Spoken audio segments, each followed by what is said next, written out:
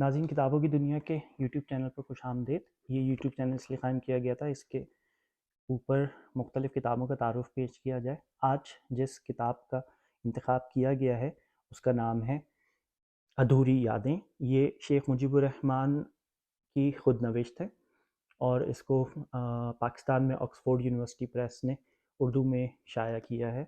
آئیے اس کے بارے میں کچھ تفصیلات جانتے ہیں۔ شیخ مجیب الرحمن پاکستان کی تاریخ کے اہم اور متنازع شخصیتوں میں سے ایک ہیں، لیکن اتنا ہی ہم شیخ مجیب الرحمن کے بارے میں کم جانتے ہیں۔ شیخ مجیب الرحمن کی سیاسی زندگی کو پاکستان کے حوالے سے دو حصوں میں تقسیم کیا جا سکتا ہے۔ ایک قیام پاکستان سے پہلے ان کا تحریک پاکستان میں کردار، دوسرا قیام پاکستان کے بعد پاکستان کی سیاست میں ان کا کردار۔ اب اس کے بارے میں کیا کہا جائے کہ پاکستان کے اسکولوں میں اور کالجوں میں تاریخ نہیں پڑھائی جاتی۔ تاریخ کے مضمون کو مطالعہ پاکستان کے مضمون سے تبدیل کر دیا گیا ہے۔ معروف تاریخ دان عائشہ جلال کے مطابق پاکستان کے اسکولوں میں تاریخ کے بجائے آئیڈیالوجی پڑھائی جاتی ہے، تو جو باتیں یا شخصیتیں اس آئیڈیالوجی کے ساتھ مطابقت نہیں رکھتی ان کا ذکر غائب کر دیا جاتا ہے۔ نتیجتاً ہم قیام پاکستان اور پاکستان کے بعد کی تاریخ کے بارے میں بہت کم جانتے ہیں۔ ادھوری یادیں شیخ مجیب الرحمن کی ان 4 نوٹ بکس پر مشتمل ہیں جو انہوں نے 1967 میں جیل میں قید رہتے ہوئے تحریر کی تھیں۔ اس کتاب کا نام ادھوری یادیں شاید اس لیے رکھا گیا ہے کہ یہ ان کی مکمل سیاسی زندگی کا احاطہ نہیں کرتی۔ اس کتاب میں شیخ مجیب الرحمن نے اپنی زندگی کے 1955 تک کے واقعات درج کیے ہیں، اس لیے ان کو مکمل یادداشتیں نہیں کہا جا سکتا۔ اس کی وجہ یہ ہو سکتی ہے کہ 16 دسمبر 1971 کے بعد شیخ مجیب الرحمن زیادہ عرصے زندہ نہیں رہے۔ بنگلہ دیش بننے کے قریباً 4 سال کے اندر ہی 15 اگست 1975 کو چند فوجی افسران کے گروپ نے ان کو قتل کر دیا تھا۔ اس واقعے میں کل 16 افراد کو قتل کیا گیا تھا۔ مرنے والوں میں ان کے 3 بیٹے بھی شامل تھے، لیکن شیخ مجیب الرحمن کی صاحبزادی شیخ حسینہ واجد، جو آج کل بنگلہ دیش کی وزیر اعظم بھی ہیں، اس وقت ملک سے باہر تھیں۔ حسینہ واجد نے جلا وطنی اختیار کی اور 6 سال بعد 1981 میں اپنے وطن واپس لوٹیں۔ شیخ حسینہ واجد نے بنگلہ دیش کی سیاسی تاریخ میں طویل سیاسی جدوجہد کی۔ حسینہ واجد 1996 میں پہلی دفعہ بنگلہ دیش کی وزیر اعظم بنی اور 2001 تک اپنی مدت پوری کی۔ اس کے بعد ہونے والے انتخابات میں ان کو شکست ہوئی۔ اس کے بعد 2009 میں حسینہ واجد دوبارہ وزیر اعظم منتخب ہوئی اور اب تک بنگلہ دیش کی وزیر اعظم ہیں۔ 25 مارچ 1971 کی شب جب مجیب الرحمن نے بنگلہ دیش کی آزادی کا اعلان کیا تو اس کے کچھ دیر بعد ہی دھان منڈی 23 نمبر سڑک پر واقع ان کے گھر پر پاکستانی فوج نے چھاپا مارا اور ان کو گرفتار کر کے لے گئی۔ اس وقت حسینہ واجد کے بقول ان کی مکان میں لوٹ مار کی گئی اور ان کی والدہ نے اپنے 2 بیٹوں سمیت پڑوس میں پناہ لی، لیکن یہ نوٹ بکس بے ضرر سمجھ کر چھوڑ دی گئیں۔ 15 اگست 1975 کو جب شیخ مجیب الرحمن کو قتل کیا گیا تھا تو اس وقت سے ان کے گھر کو سیل کر دیا گیا تھا۔ 17 مئی 1981 کو حسینہ واجد جلا وطنی ترک کر کے بنگلہ دیش واپس آ گئیں۔ اسی سال 12 جون کو ان کا مکان ان کے حوالے کر دیا گیا۔ اس وقت ان کو اپنے والد صاحب کی یادداشتیں، ان کی ڈائریاں اور چین کے بارے میں لکھی گئیں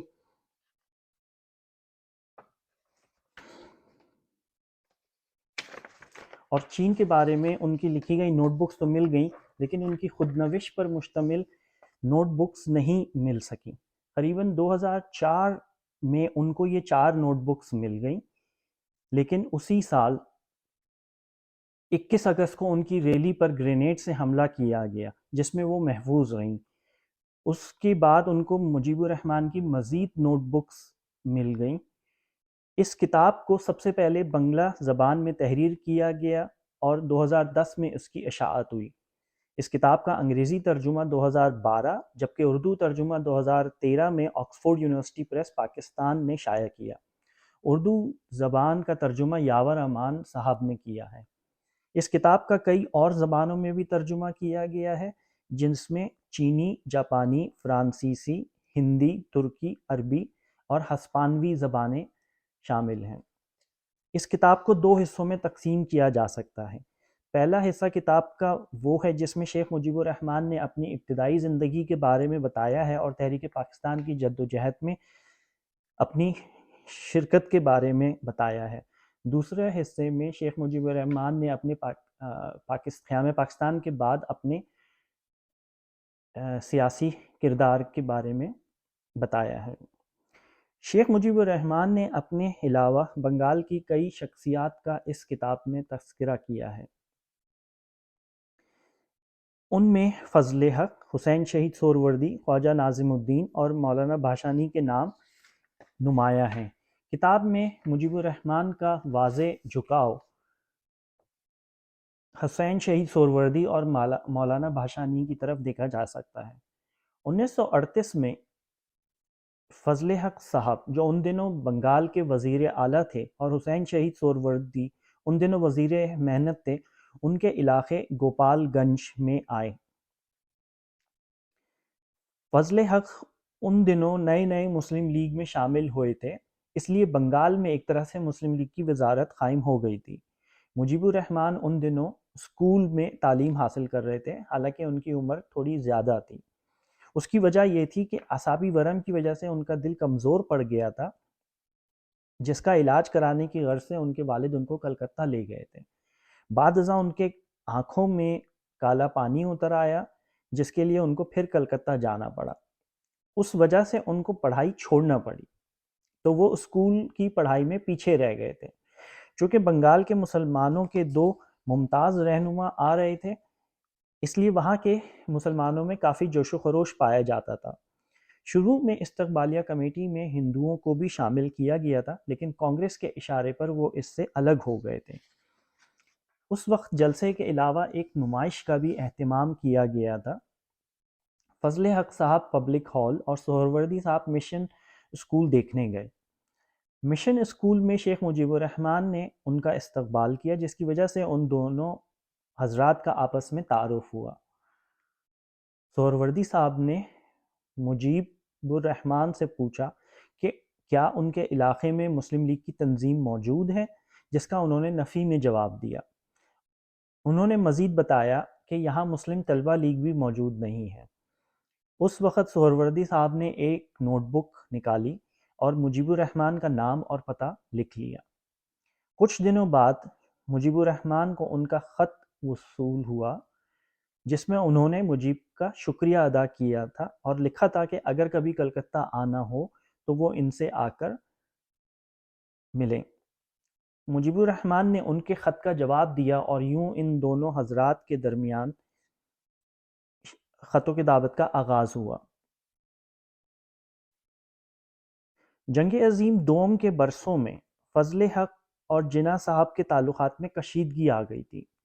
فضل حق نے جناح صاحب کی لیڈرشپ ماننے سے انکار کیا اور بنگلہ دیش میں شیاما پرساد مکھرجی کے ساتھ مل کر متحدہ حکومت بنا لی۔ مسلم لیگ اور اس کے کارکنوں نے ان کے خلاف تحریک شروع کی، جس میں مجیب الرحمن نے بڑھ چڑھ کر حصہ لیا۔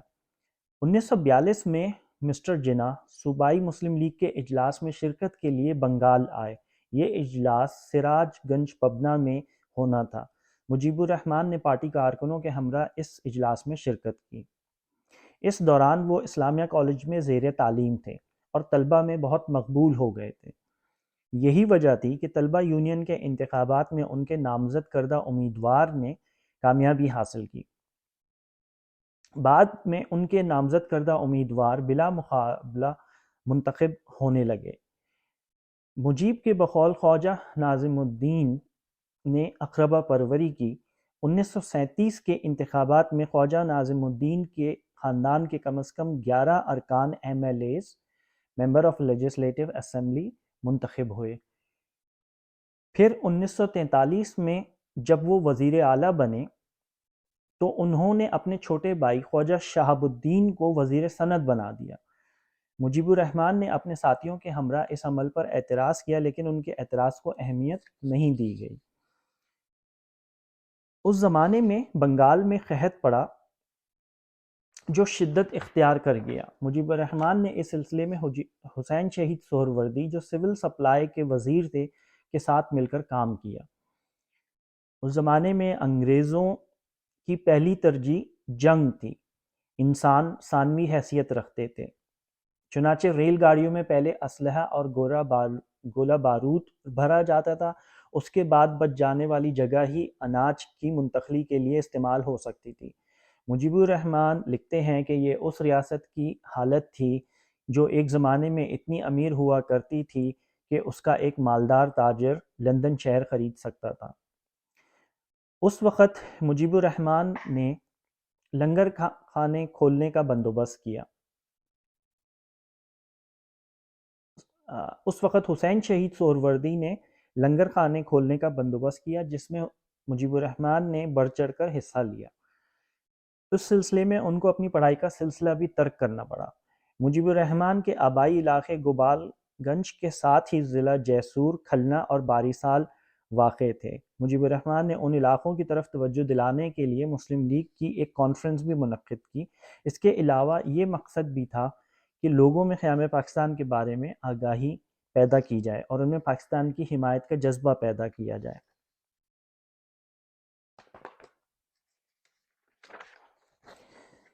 وہ لوگوں پر پاکستان کا تصور واضح رکھنے کے لیے ہندوستان کا ایک نقشہ ہمیشہ اپنے ساتھ رکھتے تھے۔ بنگال میں اگرچہ مسلمانوں کی اکثریت تھی، لیکن ہندوؤں کی بھی کثیر تعداد موجود تھی۔ مجیب الرحمن کی کئی ہندوؤں سے دوستی تھی، لیکن ایک بات انہوں نے محسوس کی کہ ان کے دوست ان کے گھر تو آ جاتے تھے، لیکن ان کو کبھی اپنے گھر نہیں بلاتے تھے۔ انگریزی زبان نہ سیکھنے کی وجہ سے اس زمانے کے مسلمان ہندوؤں سے بہت پیچھے رہ گئے تھے۔ مجیب الرحمن یہ سمجھتے تھے کہ پاکستان کا مطالبہ ہندوؤں کے خلاف نہیں ہے، بلکہ یہ مسلمانوں اور ہندوؤں دونوں کے مفادات کا تحفظ کیا جائے گا۔ اگر دیکھا جائے تو مسلم لیگ نے جس پاکستان کا مطالبہ کیا تھا، اس میں پورا بنگال اور پورا پنجاب شامل تھا۔ اگر ایسا ہو جاتا تو پاکستان میں 40% کی لگ بھگ ہندوؤں اور سکھوں کی آبادی ہوتی۔ اس صورت میں پاکستان کی تشکیل ایک مسلم سیکولر ریاست کی شکل میں ہوتی، جیسے کہ ملیشیا میں ہے۔ 1943 میں دلی میں آل انڈیا مسلم لیگ کانفرنس ہوئی، جس میں شیخ مجیب الرحمن نے شرکت کی۔ اس کانفرنس میں شرکت کر کے ان کو مسلم لیگ کے مرکزی رہنماؤں کو قریب سے دیکھنے کا موقع ملا۔ ان کے مطابق اس کانفرنس میں ایک مقرر نے 3 گھنٹے اردو میں تقریر کی۔ ان کی تقریر گونجدار اور ان کے اشاروں سے کام لینے کا انداز زبردست تھا۔ مجیب الرحمن کو اردو تھوڑی بہت تو آتی تھی، لیکن اس مقرر کی اردو ان کے لیے بہت مشکل تھی۔ وہ مقرر نواب بہادر یارجنگ تھے، جن کا تعلق حیدرآباد دکن سے تھا، اور وہ ریاستی مسلم لیگ کے صدر تھے۔ انہوں نے دلی کی مشہور جگہیں جیسے لال قلعہ، جامع مسجد، قطب مینار بھی دیکھی۔ اس زمانے میں بھی مسلم لیگ اور طلبہ لیگ 2 دھڑوں میں تقسیم ہو گئی تھی۔ ایک دھڑا حسین شہید سہروردی کے ساتھ تھا، جبکہ دوسرا خواجہ ناظم الدین کے ساتھ۔ مجیب الرحمن جب سبھاش چندر بوس کی تقریریں ریڈیو پر سنتے تو بہت پرجوش ہو جایا کرتے تھے۔ اپنی یادداشتوں میں مجیب الرحمن نے کئی ہندو شخصیات کا مثبت انداز میں تذکرہ کیا ہے۔ انہی میں سے ایک نارائن بابو تھے۔ نارائن بابو اسلامیہ کالج میں سائنس کے استاد تھے اور غریب طلبہ کی مدد کے لیے قائم فنڈ کے انتظام و انصرام کے ذمہ دار تھے۔ حالانکہ نارائن بابو ہندو تھے اور اسلامیہ کالج کے تقریباً تمام طالب علم مسلمان، پھر بھی ان کو یہ ذمہ داری تفویض کی گئی تھی۔ اس کی وجہ یہ تھی کہ وہ ایک مثالی استاد تھے اور ہندو یا مسلم کی کوئی تمیز نہیں کیا کرتے تھے۔ اس وقت روزنامہ آزاد بنگالی زبان کا واحد اخبار تھا جو مسلم لیگ کی تائید کرتا تھا، لیکن کچھ اختلافات کی بنا پر وہ مجیب الرحمن اور ان کے ساتھیوں کی خبریں شائع نہیں کرتا تھا۔ اس لیے اپنے پیغام کو پھیلانے کی خاطر ان کو ایک اخبار کی ضرورت محسوس ہوئی۔ انہوں نے ایک 7 روزہ نکالنے کا فیصلہ کیا۔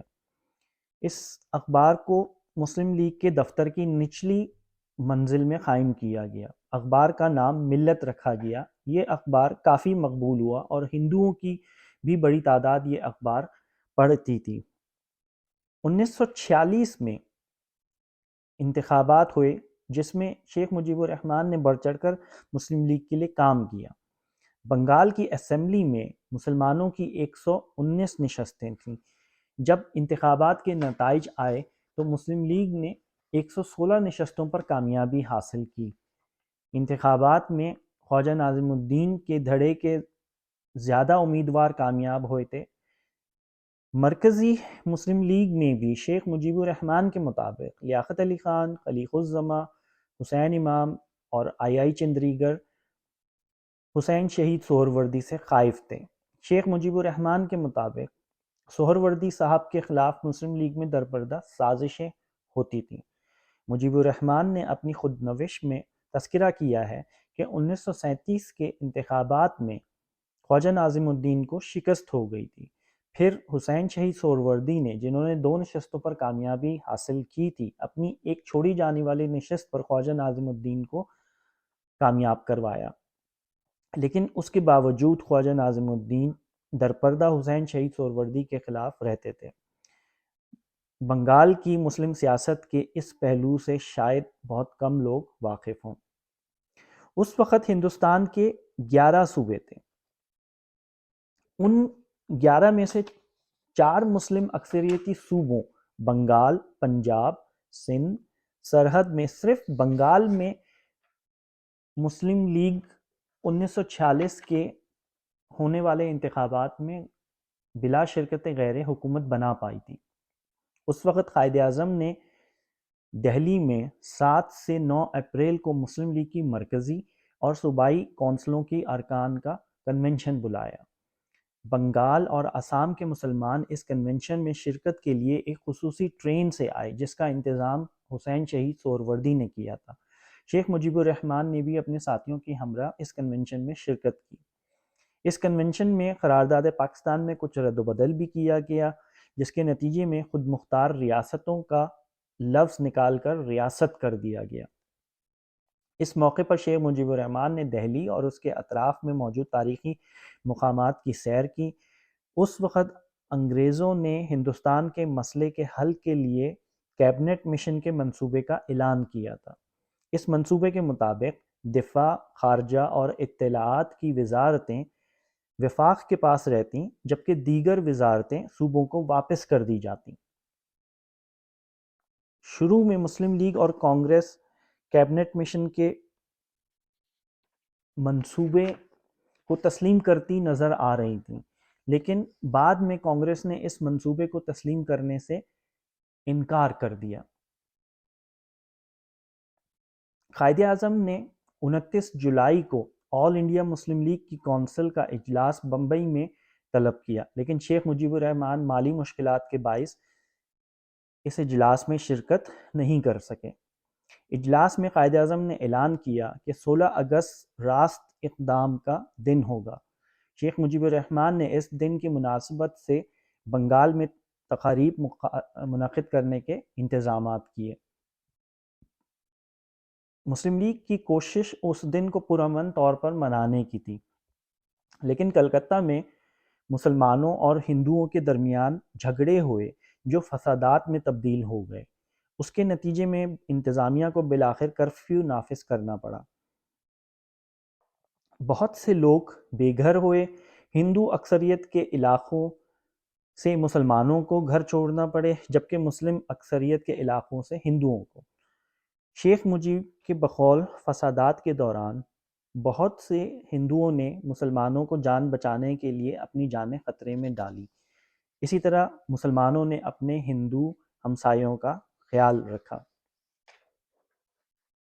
شیخ مجیب الرحمن کے مطابق کلکتہ کی 1400 اہلکاروں پر مشتمل پولیس میں مسلمانوں کی تعداد صرف 50 یا 60 تھی، مسلمان افسر بھی نہ ہونے کے برابر تھے۔ اس صورت میں سہروردی صاحب کے لیے حالات پر قابو پانا بڑا مشکل تھا۔ انہوں نے 1000 مسلمانوں کو پولیس میں بھرتی کروانے کی کوشش کی، جس کا راستہ اس وقت کے انگریز گورنر نے روکنے کی بھرپور کوشش کی، لیکن سہروردی صاحب پنجاب سے سابق فوجیوں کی بڑی تعداد کو پولیس میں بھرتی کروانے میں کامیاب ہو گئے۔ کلکتہ میں فسادات رکے ہی تھے کہ نوا کھالی میں شروع ہو گئے۔ اس کے بعد یہ سلسلہ ڈھاکہ میں بھی پھیل گیا اور رد عمل میں بہار میں بھی فسادات شروع ہو گئے۔ شیخ مجیب الرحمن نے ان تمام جگہوں پر مسلم لیگ کے رضاکار کے طور پر کام کیا۔ اس دوران شیخ مجیب الرحمن نے BA کا امتحان بھی پاس کیا۔ 3 جون 1947 کو اعلان ہوا کہ ہندوستان کو تقسیم کر دیا جائے گا، لیکن ساتھ ہی یہ اعلان بھی ہوا کہ بنگال اور پنجاب کو بھی تقسیم کر دیا جائے گا۔ کانگریس نے اس کا خیر مقدم کیا، لیکن مسلم لیگ بنگال اور پنجاب کی تقسیم کی مخالف تھی، لیکن بالآخر مسلم لیگ کو بھی اس منصوبے کو تسلیم کرنا پڑا۔ اس سے بنگال اور آسام کے مسلمانوں میں شدید مایوسی پھیلی۔ شیخ مجیب الرحمن مزید لکھتے ہیں کہ بنگال کانگریس اور بنگال مسلم لیگ نے ایک فارمولا تیار کیا، جسے مسلم لیگ کی ورکنگ کمیٹی نے متفقہ طور پر منظور کیا۔ اس میں کہا گیا تھا کہ بنگال ایک آزاد و خود مختار ریاست ہوگی، عوام ایک آئین ساز اسمبلی منتخب کرے گی جو یہ فیصلہ کرے گی کہ بنگال ہندوستان یا پاکستان میں سے کس کے ساتھ شامل ہوگا یا پھر آزاد رہے گا۔ یہ فارمولا قائد اعظم اور مہاتما گاندھی کے سامنے پیش کیا گیا۔ شرد بوس نے یہ تحریر چھوڑی ہے کہ قائد اعظم نے ان سے کہا تھا کہ اگر کانگریس یہ فارمولا تسلیم کرنے کے لیے تیار ہے تو مسلم لیگ کو بھی کوئی اعتراض نہ ہوگا۔ کانگریس نے لیکن یہ فارمولا تسلیم نہیں کیا۔ شیخ مجیب الرحمن قائد اعظم کے پاکستان کے پہلے گورنر جنرل بننے کے فیصلے کی تائید کرتے ہوئے نظر آتے ہیں۔ ان کو شک تھا کہ پاکستان کے گورنر جنرل بننے کے بعد لارڈ ماؤنٹ بیٹن اسے نقصان پہنچا سکتے ہیں۔ بنگال کی تقسیم کے باوجود بھی بنگال کی آبادی پورے مغربی پاکستان سے زیادہ تھی۔ اس کے علاوہ بنگال وہ واحد صوبہ تھا جس میں مسلم لیگ کی حکومت تھی اور حسین شہید سہروردی اس کے وزیر اعلیٰ تھے۔ شیخ مجیب الرحمن کے مطابق پاکستان کی وزارت عظمیٰ پر حسین شہید سہروردی کا حق تھا، لیکن سہروردی صاحب کے خلاف سازشیں شروع کر دی گئیں۔ بنگال کی تقسیم کے بعد مشرقی بنگال میں دوبارہ انتخابات کروائے گئے۔ مجیب الرحمن نے اس میں مسلم لیگ کے کارکن کی حیثیت سے کام کیا۔ انتخابات کے نتیجے میں خواجہ ناظم الدین وزیر اعلیٰ منتخب ہوئے اور انہوں نے ڈھاکہ کو دارالحکومت بنانے کا اعلان کیا۔ خواجہ ناظم الدین اپنے ساتھیوں کے ہمراہ ڈھاکہ چلے آئے اور انہوں نے مغربی بنگال کے مسلمانوں کے بارے میں لمحہ بھر کے لیے بھی نہیں سوچا۔ اسی طرح بنگال کی تقسیم کے نتیجے میں بنگال کے اثاثوں کی جو تقسیم ہونا تھی، خواجہ ناظم الدین نے اس طرف بھی کوئی توجہ نہیں دی۔ نتیجتاً مشرقی بنگال کا جو جائز حق تھا وہ بھی اسے نہیں مل سکا۔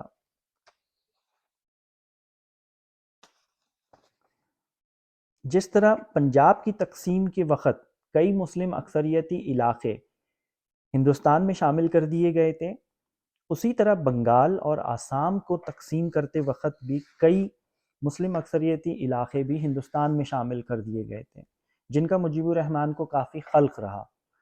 ان کو بنگال کی تقسیم کا اس وجہ سے بھی دکھ ہوا کہ اگر بنگال تقسیم نہیں ہوتا تو کلکتہ پاکستان کا دارالحکومت بنتا۔ مجیب الرحمن کے مطابق قائد اعظم جب تک زندہ رہے کسی کو بھی کھلے عام سازش کی ہمت نہیں ہوئی، لیکن جس دن ان کا انتقال ہوا اس دن سے ملک بھر میں کھل کر سازشوں کی سیاست ہونے لگی۔ تقسیم کے وقت مہاتما گاندھی کے کردار کی شیخ مجیب الرحمن نے تعریف کی ہے۔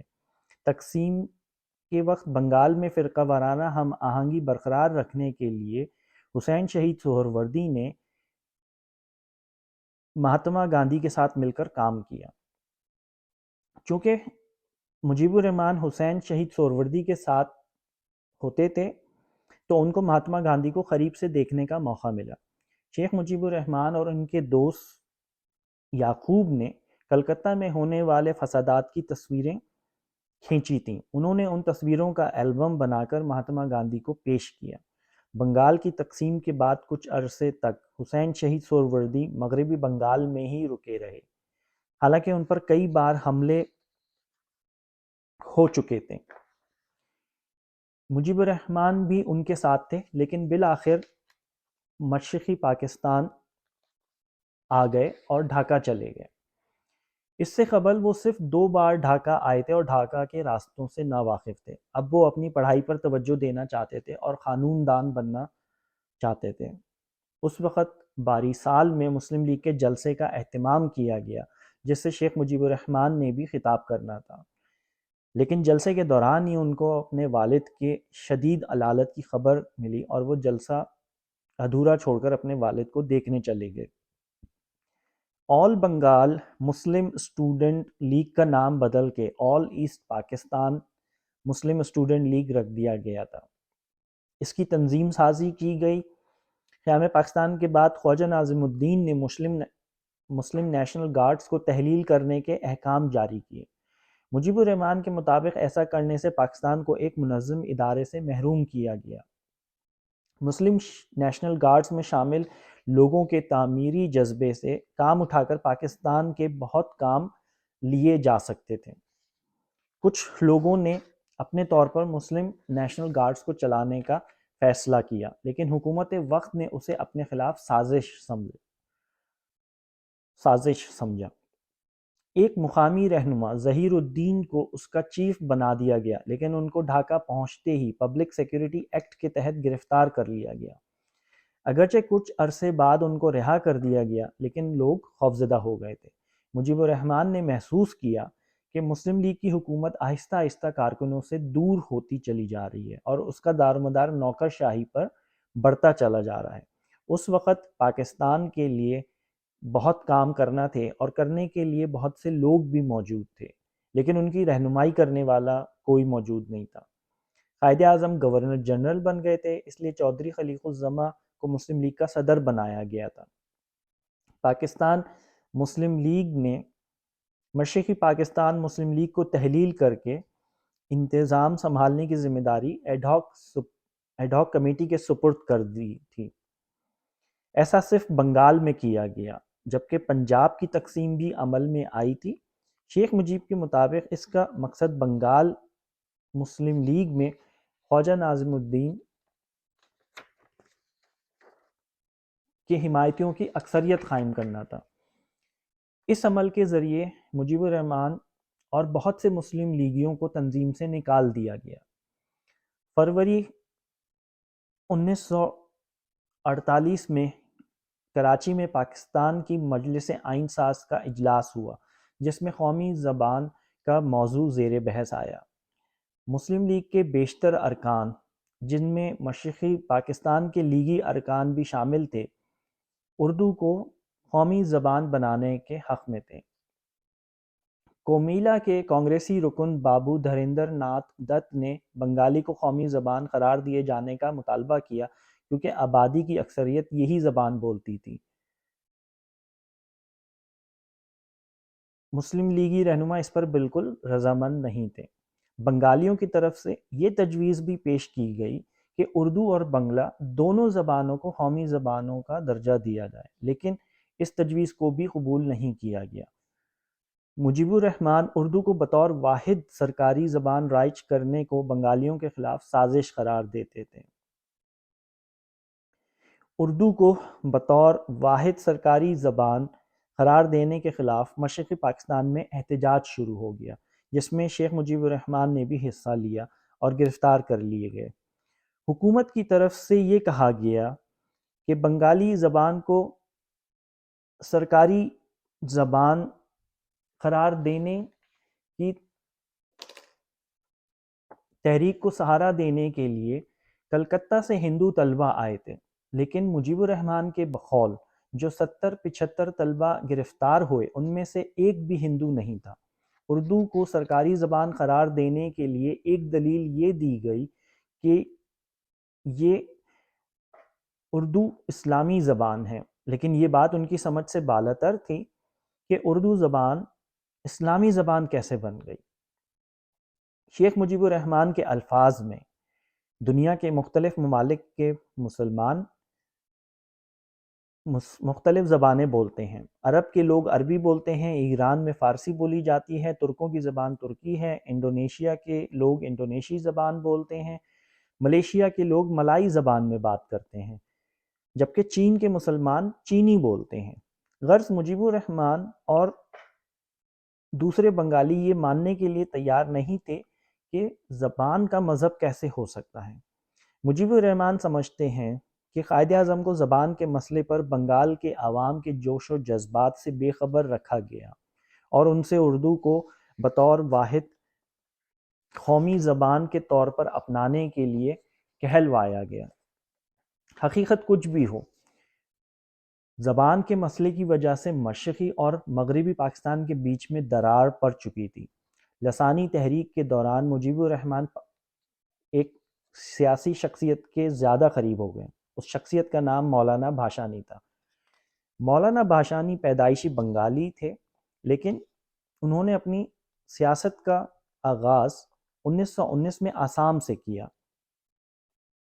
وہ شروع میں انڈین نیشنل کانگریس سے وابستہ ہوئے، خلافت تحریک میں بھی حصہ لیا۔ وہ 1937 میں مسلم لیگ میں شامل ہو گئے۔ 1944 میں آسام کی صوبائی مسلم لیگ کے صدر منتخب ہوئے اور تحریک پاکستان میں اہم کردار ادا کیا۔ 1947 میں انہیں آسام میں گرفتار کیا گیا۔ 1948 میں رہائی ملنے پر وہ واپس مشرقی بنگال چلے گئے۔ بنگالی زبان کے لیے چلائی جانے والی تحریک میں مولانا بھاشانی نے حصہ لیا۔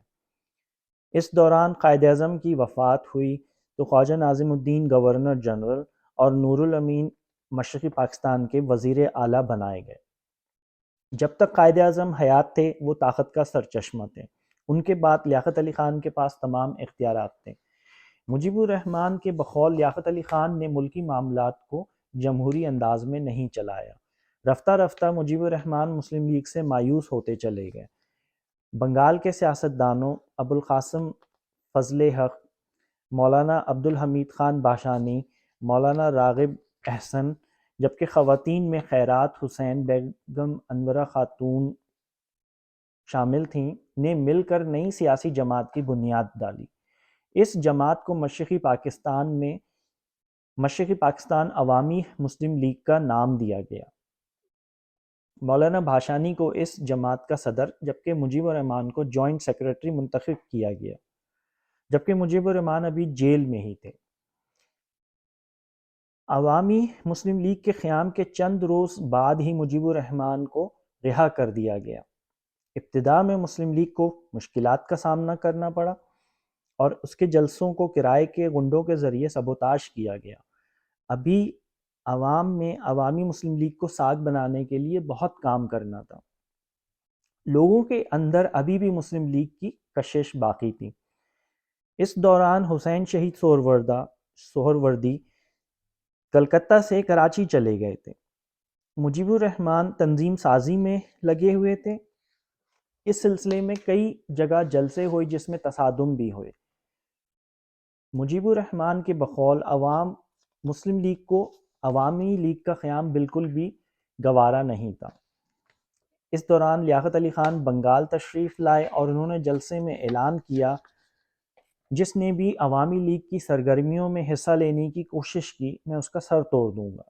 لیاقت علی خان حزب اختلاف کا وجود نہیں چاہتے تھے، وہ اپنے آپ کو مسلم لیگ کا وزیر اعظم سمجھتے تھے۔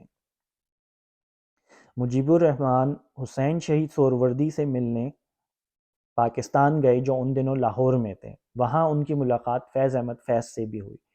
فیض احمد فیض نے ان کی بنگلہ زبان کو قومی زبان بنانے کے مطالبے کی حمایت کی۔ مجیب الرحمن چاہتے تھے کہ مغربی بنگال کے ہم خیال لوگوں کو ساتھ ملا کر عوامی لیگ کا دائرہ پورے پاکستان تک بڑھایا جائے۔ انہوں نے اس سلسلے میں مغربی پاکستان کی کئی شخصیات سے ملاقات کی۔ مجیب الرحمن کو اردو یا پنجابی نہیں آتی تھی، اس لیے انہوں نے اکثر جگہ انگریزی میں تقریر کی، بعض جگہوں پر ان کی تقریر کا ترجمہ کیا گیا۔ وہاں ان کی اخباری نمائندوں سے بھی ملاقات ہوئی، ان کے بارے میں اخبارات میں خبریں بھی شائع ہوں۔ انہوں نے محسوس کیا کہ ان کی نگرانی کی جا رہی ہے۔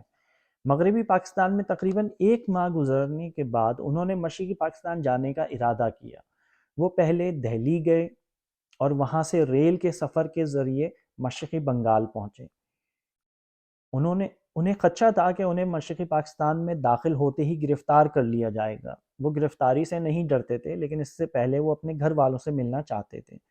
وہ کسی نہ کسی طرح پولیس کی آنکھوں میں دھول جھونک کر اپنے گھر پہنچنے میں کامیاب ہو گئے۔ گھر والوں کے ساتھ کچھ دن گزارنے کے ساتھ وہ واپس اپنے ساتھیوں سے آ ملے۔ وہ عارضی طور پر اپنے کسی دوست کے گھر رہ رہے تھے کہ کسی کی مخبری کی وجہ سے ان کو پولیس کو ان کے ٹھکانے کے بارے میں معلوم ہو گیا اور پولیس نے ان کو گرفتار کر لیا۔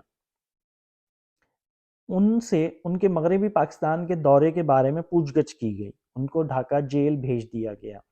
ان کے ساتھ مولانا بھاشانی بھی قید تھے۔ پاکستان بننے کے بعد 2 سال کے اندر ان کو 3 دفعہ جیل بھیجا جا چکا تھا۔ جیل میں انہوں نے مولانا بھاشانی کو اپنے مغربی پاکستان کے دورے کے بارے میں بتایا۔ مجیب الرحمن کے مطابق حکومت کے سیاسی مخالفین پر بدترین تشدد کیا جا رہا تھا۔ وہ افسوس کے ساتھ لکھتے ہیں کہ ایسا لیاقت علی خان کی وزارت عظمیٰ کے دوران ہو رہا تھا جو جمہوریت کے نام لیوا تھے۔ ان کے مطابق سیاسی قیدیوں پر اتنا تشدد کیا گیا کہ ان میں سے بعض اپنا ذہنی توازن کھو بیٹھے اور بعض عمر بھر کے لیے معذور ہو گئے۔ ایک جگہ وہ لکھتے ہیں، محمد علی جناح کے انتقال کے بعد لیاقت علی خان نے تمام اختیارات کا مالک بن کر ملک میں خوف و دہشت کی حکمرانی قائم کر دی تھی۔ لیاقت علی خان عوامی لیگ کے منشور پر بھی برہم تھے، جس میں مکمل صوبائی خود مختاری پر زور دیا گیا تھا۔ پہلی دستور ساز اسمبلی میں مشرقی بنگال کے ارکان کی تعداد 44 تھی۔ پنجاب، سندھ، سرحد اور بلوچستان سے 28 ارکان تھے۔ مشرقی پاکستان کی 44 نشستوں میں سے 6 نشستوں پر مغربی پاکستان کے باشندوں کو منتخب کروایا گیا تھا، جبکہ بنگالیوں کی اکثریت ہونے کے باوجود کراچی کو دارالحکومت بنایا گیا، جس پر مشرقی پاکستان کے اسمبلی کے ارکان یا عوام نے کوئی اعتراض نہیں کیا۔ لیکن جب انہوں نے یہ دیکھا کہ تمام صنعتی ترقی مغربی پاکستان میں ہی ہو رہی ہے تو وہ اس طرف متوجہ ہوئے۔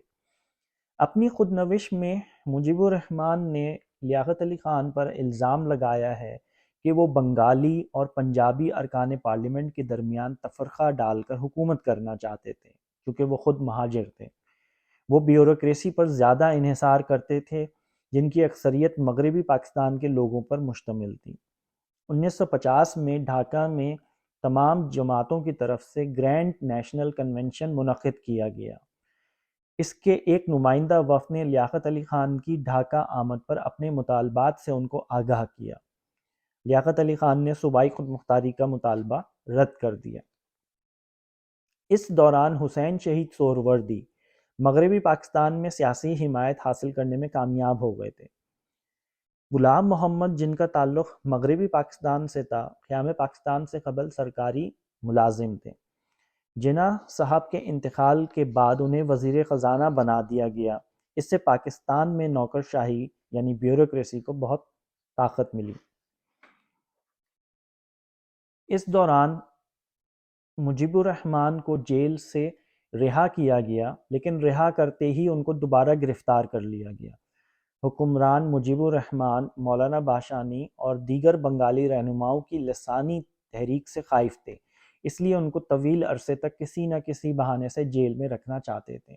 مجیب الرحمن نے اپنی خود نوش میں چند بنگالی ہندو رہنماؤں کا بھی تذکرہ کیا ہے جن کا سیاست سے کوئی تعلق نہیں تھا اور وہ سماجی سرگرمیوں میں سرگرم رہتے تھے اور بلا تفریق ہندوؤں اور مسلمانوں کے کام آتے تھے۔ ان میں سے ایک نام چندرا گھوش کا بھی ہے۔ انہوں نے کافی اسکول تعمیر کروائے، ایک ڈگری کالج بھی قائم کروایا، نہریں کھدوائیں، سڑکیں بنوائیں۔ قیام پاکستان کے بعد ان کو ایک جھوٹے مقدمے میں پھنسوا کر سزا دے دی گئی۔ جیل میں جب مجیب الرحمن بیمار پڑے تو گھوش بابو نے ان کا بہت خیال رکھا۔ مجیب الرحمن کو بنگال کی مختلف جیلوں میں رکھا گیا، جس میں ڈھاکہ کی جیل بھی شامل تھی۔ مجیب الرحمن نے مسلم لیگ کے ایک کارکن محی الدین کا ذکر بھی کیا ہے، جو مسلم لیگ میں مجیب الرحمن کے مخالف گروہ سے تعلق رکھتے تھے اور کئی موقعوں پر انہوں نے ان کی مخالفت کی تھی۔ مجیب الرحمن کے مطابق محی الدین تحریک پاکستان کے بہترین کارکنوں میں سے تھے۔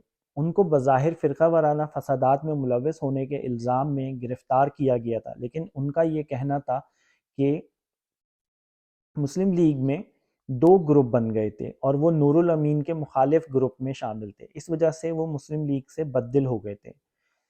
جیل میں مجیب الرحمن کی محی الدین سے دوستی ہو گئی، حالانکہ ان کو پتہ چلا تھا کہ محی الدین نے حسین شہید سہروردی کے خلاف لیاقت علی خان کے کان بھرے تھے۔ مجیب الرحمن مولانا بھاشانی کے ساتھ ابھی جیل میں ہی تھے کہ 1951 میں اکتوبر کے مہینے میں لیاقت علی خان کو راولپنڈی میں ایک جلسے میں گولی مار دی گئی۔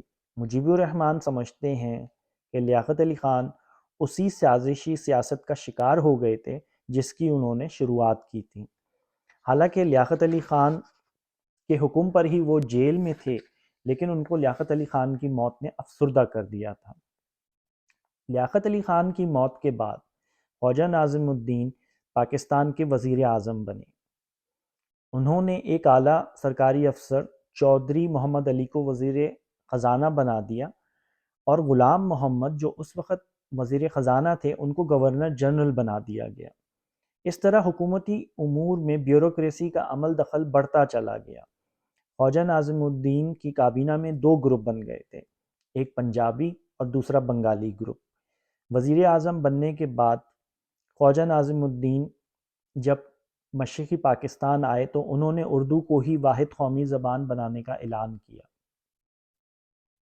یہ خواجہ ناظم الدین کی طرف سے ان کے پچھلے تمام دعووں کی نفی تھی۔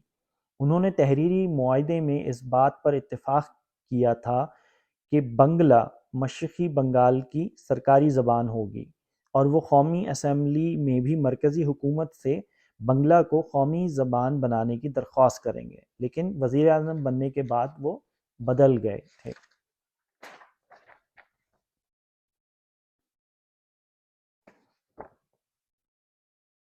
مجیب الرحمن کو جیل میں 26 مہینے ہو گئے تھے۔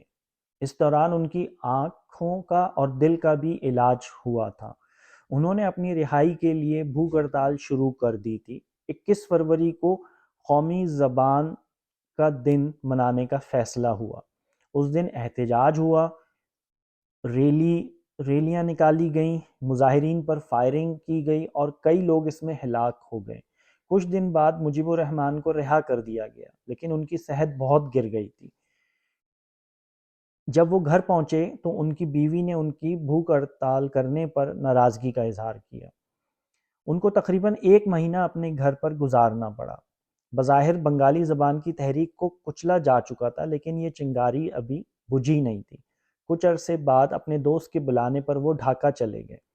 ڈھاکہ میں نواب پور میں عوامی لیگ کا دفتر قائم کیا گیا۔ زبان کے مسئلے پر چلائی جانے والی تحریک کو جس طرح دبایا گیا تھا، لوگ خوفزدہ ہو گئے تھے اور عوامی لیگ کے دفتر آنے سے بھی کتراتے تھے۔ مسلم لیگ کو حکومت یہ الزام لگا رہی تھی کہ ان مظاہروں میں کلکتہ سے ہندو طلبہ نے پاجامے پہن کر اور مسلمانوں کا روپ دھار کر شرکت کی ہے۔ مجیب الرحمن نے مسلم لیگ کے دعووں کو رد کرتے ہوئے کہا ہے کہ فائرنگ سے مرنے والے 5 یا 6 طالب علم مسلمان تھے اور گرفتار شدگان میں 99% مسلمان تھے۔ عوامی لیگ نے یہ طے کیا کہ مجیب الرحمان خود مغربی پاکستان جا کر وزیر اعظم خواجہ ناظم الدین سے ملاقات کر کے سیاسی قیدیوں کی رہائی کا مطالبہ کریں۔ حسین شہید سہروردی بھی ان دنوں مغربی پاکستان میں تھے۔ مجیب الرحمان ان سے بھی ملاقات کرنا چاہتے تھے۔ اس وقت عوامی لیگ پنجاب، سرحد، سندھ اور کراچی میں بھی قائم ہو چکی تھی، لیکن اس کا نام جناح عوامی مسلم لیگ رکھا گیا تھا۔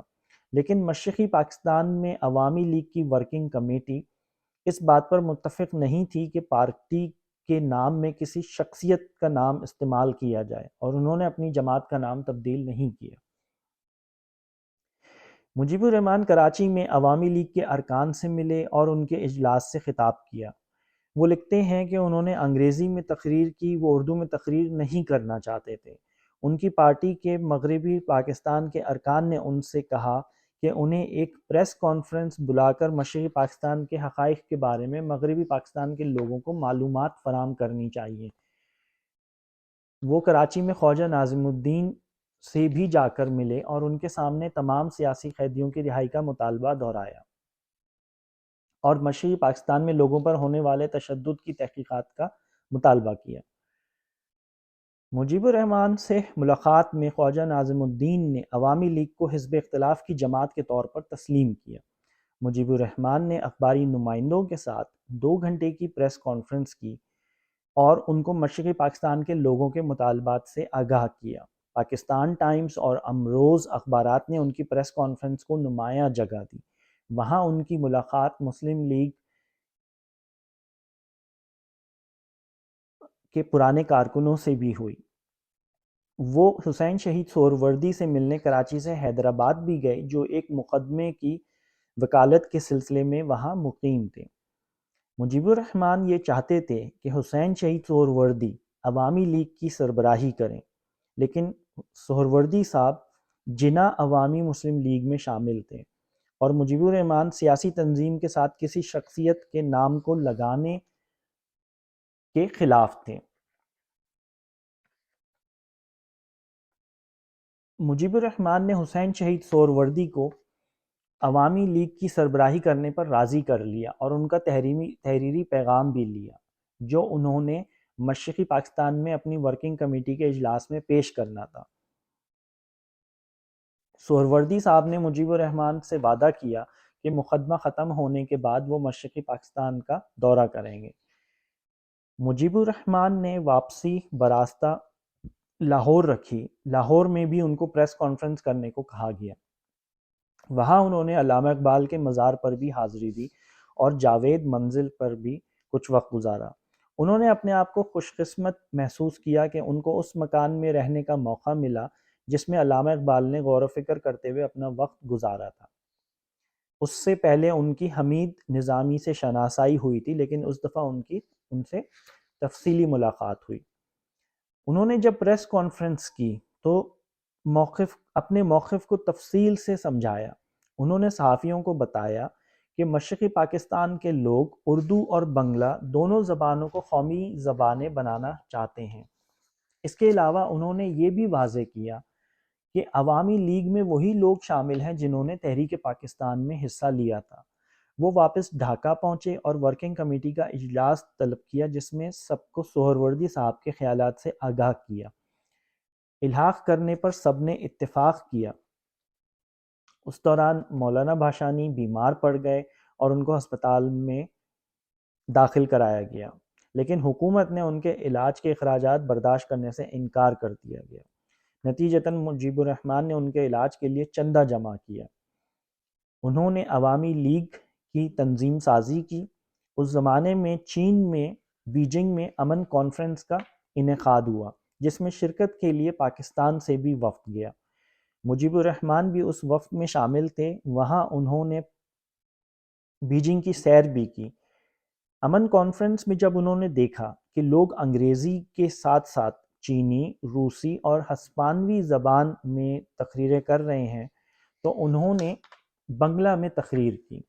اس کانفرنس میں پاکستان اور بھارت کے وفود نے ایک مشترکہ اعلامیہ بھی جاری کیا، جس میں بھارتی نمائندوں نے تسلیم کیا تھا کہ مسئلہ کشمیر کو پرامن طریقے سے رائے عامہ کے ذریعے حل ہونا چاہیے۔ کانفرنس کے بعد مسلم منتظمین نے ان کو کچھ جگہوں کی سیر کروائی۔ ایک بات جو انہوں نے محسوس کی کہ پاکستان 1947 میں آزاد ہوا جبکہ چین نے 1949 میں آزادی حاصل کی۔ چین میں چینی حکومت اپنے عوام کی صلاحیتوں کو اپنے ملک کی تعمیر و ترقی میں بہتر طریقے سے استعمال کر رہی تھی، جبکہ پاکستان میں اس کے برخلاف عوام کو دبایا جا رہا تھا۔ کانفرنس سے واپس آ کر انہوں نے دوبارہ مسلم لیگ کی تنظیم سازی میں حصہ لیا۔ حسین شہید سہروردی نے بھی مشرقی بنگال کا دورہ کیا، جس سے عوامی مسلم لیگ کی تنظیم سازی میں ان کو بہت مدد ملی۔ 1953 کی آغاز میں سیاسی اور طلبہ تنظیموں کے کارکنان کو رہائی ملنا شروع ہوئی۔ عوامی لیگ کے ایک کارکن شمس الحق، جنہوں نے تحریک پاکستان میں بھی حصہ لیا، بھی رہا ہوئے، لیکن اس حال میں کہ وہ اپنا ذہنی توازن کھو بیٹھے تھے۔ شمس الحق مشرقی بنگال کی مسلم لیگ کے نمایاں کارکنوں میں سے تھے، لیکن سیاسی اختلاف کی پاداش میں ان کے ساتھ یہ سلوک کیا گیا تھا۔ مجیب الرحمن کے خلاف عوامی لیگ کے اندر سے بھی کئی لوگوں نے سازشیں کرنے کی کوشش کی۔ مجیب الرحمن لکھتے ہیں، مشرقی پاکستان کی سیاست اور مغربی پاکستان کی سیاست میں بہت فرق ہے۔ مغربی پاکستان میں بڑے بڑے تاجر، زمیندار اور نواب وقت گزاری کے لیے سیاست کرتے ہیں۔ اس کے برعکس ملک کے مشرقی بازو میں متوسط طبقہ سیاست میں زیادہ سرگرم ہے۔ مجیب الرحمن نے پنجاب میں ہونے والے مذہبی فسادات کا ذمہ دار مذہبی طبقے کو ٹھہرایا۔ ان فسادات میں وہ لکھتے ہیں کہ بچوں تک کو زندہ جلا دیا گیا۔ وہ لکھتے ہیں، پاکستان کو ایک جمہوری ملک ہونا چاہیے تھا، یہاں تمام عقائد کے ماننے والوں کو نسل اور مذہب سے قطع نظر مساوی حقوق ملنے چاہیے تھے۔ یہ بدقسمتی کی بات ہے کہ جن لوگوں نے تحریک پاکستان کے دوران قیام پاکستان کی مخالفت کی تھی، آج پاکستان کو ایک مذہبی ریاست کے طور پر پیش کرنے کی کوشش کر رہے تھے اور مذہب کے نام پر اپنے مفادات حاصل کرنے کے لیے ملکی سیاست میں زہر گھول رہے تھے۔ معاشی اور سماجی اصلاحات کے منصوبے بنانے کے بجائے مسلم لیگ کے رہنما ہم آواز ہو کر صرف ایک ہی نعرہ لگا رہے تھے، اسلام۔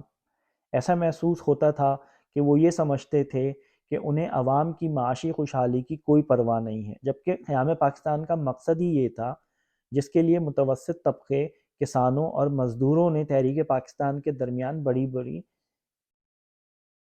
قربانیاں دی تھیں۔ مجیب الرحمن کے خیال میں مشرقی پاکستان کی معیشت سے کمایا جانے والا زر مبادلہ مغربی پاکستان میں صنعتیں اور کارخانے لگانے میں استعمال ہو رہا تھا۔ خواجہ ناظم الدین کی حکومت کے دو دھڑے بن گئے تھے۔ ایک گروپ بنگالی گروپ کہا جاتا تھا جس کی سربراہی فضل الرحمن کر رہے تھے، دوسرا گروپ جس کی سربراہی چودھری محمد علی کر رہے تھے پنجابی گروپ کہلاتا تھا۔ مرکزی حکومت میں شامل بنگالی رہنما اپنے ملک کا دارالحکومت، فوجی ہیڈ کوارٹر، تمام اعلیٰ سرکاری عہدے اور ملک کی تجارت کا بڑا حصہ اپنے پنجابی بھائیوں کے ہاتھ میں دے کر بھی چودھری محمد علی کو خوش نہیں کر پائے تھے۔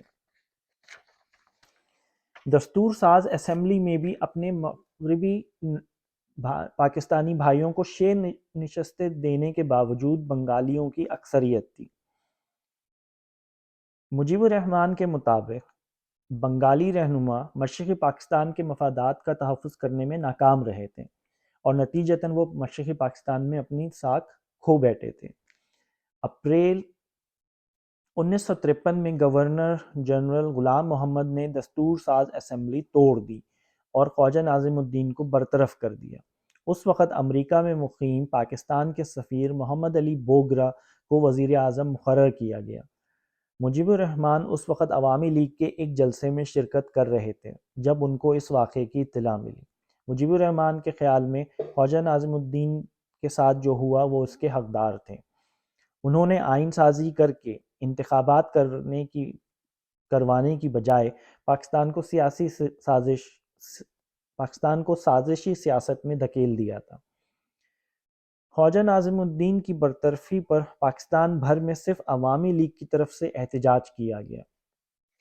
مسلم لیگ کے رہنما ایک ایک کر کے محمد علی بوگرا کی کابینہ میں شرکت کرنے لگے۔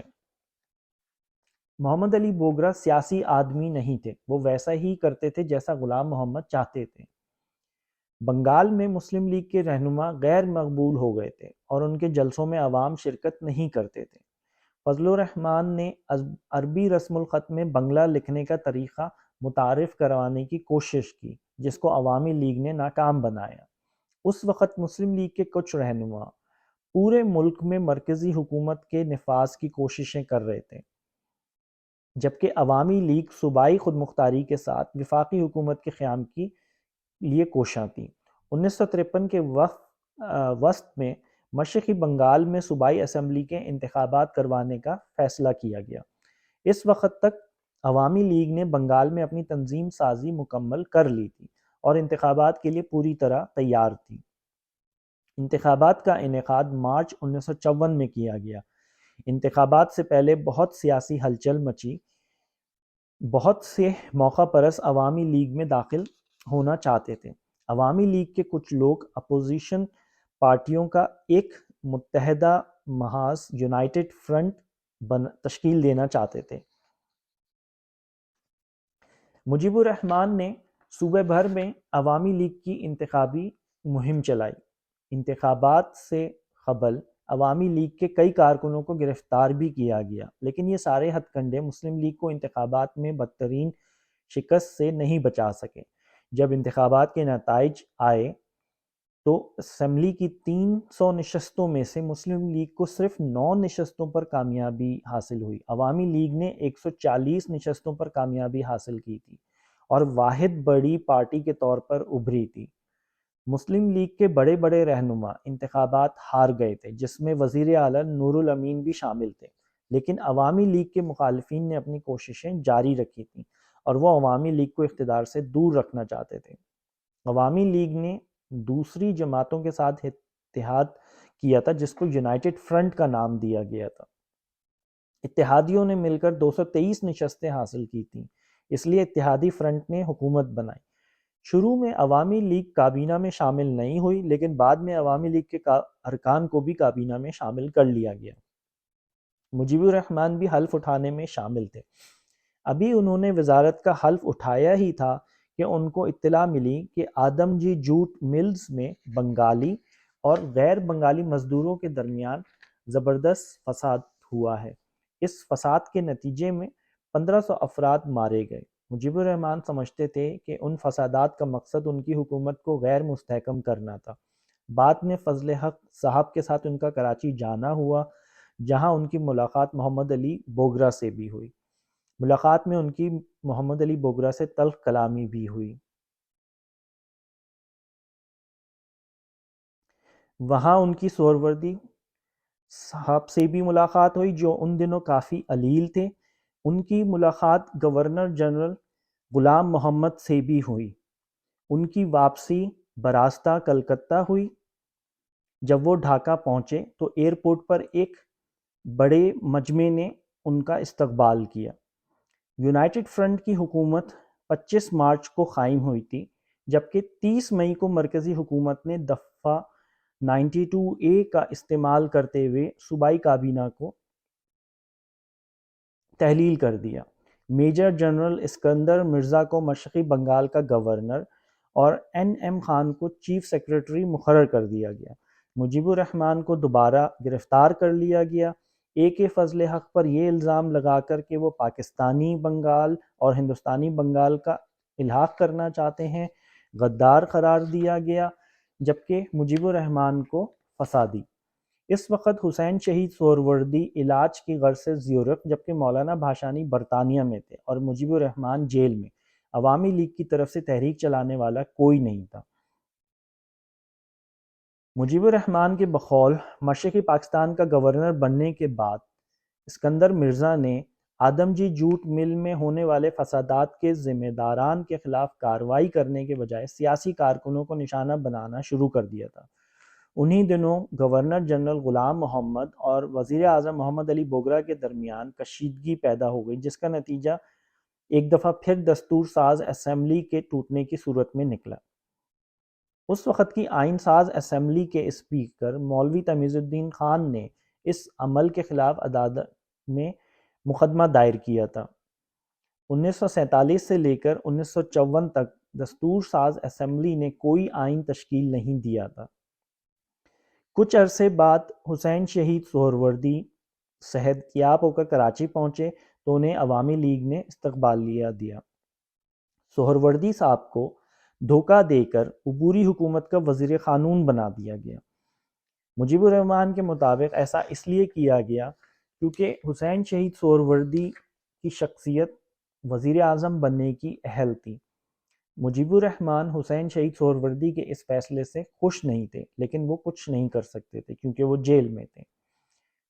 اس دوران مجیب الرحمن کے والد سخت بیمار پڑ گئے اور حکومت نے ان کو رہا کر دیا۔ کچھ دن وہ اپنے والد کے پاس رہے۔ اسی وقت حسین شہید سہروردی نے ان کو کراچی بلایا۔ مجیب الرحمن چونکہ سہروردی صاحب سے شدید ناراض تھے، اس لیے وہ کراچی پہنچنے کے فوراً بعد ان سے نہیں ملے، جس کو سہروردی صاحب نے بھی محسوس کیا۔ سہروردی صاحب نے مجیب الرحمن کو بتایا کہ غلام محمد نے ان سے کہہ دیا تھا کہ اگر انہوں نے کابینہ میں شمولیت اختیار نہیں کی تو وہ اقتدار فوج کے حوالے کر دیں گے۔ یونائٹڈ فرنٹ میں شامل دوسری جماعتیں کرشک شرامک پارٹی محمد علی بوگرا کی حمایت کرنے لگی تھی، جس کی وجہ سے عوامی لیگ اور اس میں اختلافات بڑھنے لگے۔ عوامی لیگ ایک فضل حق کے خلاف تحریک عدم اعتماد لانے کا سوچنے لگی تھی۔ تو قارئین، یہ تھا مجیب الرحمن کی خود نوش ادھوری یادیں کا خلاصہ۔ ایک دفعہ پھر یہ ہے ادھوری یادیں جو شیخ مجیب الرحمن کی خود نوشیں، اور یہ ادھوری اس لیے کہلاتی ہیں کہ اس میں ان کے مکمل سیاسی حالات کی احاطہ نہیں کیا گیا ہے۔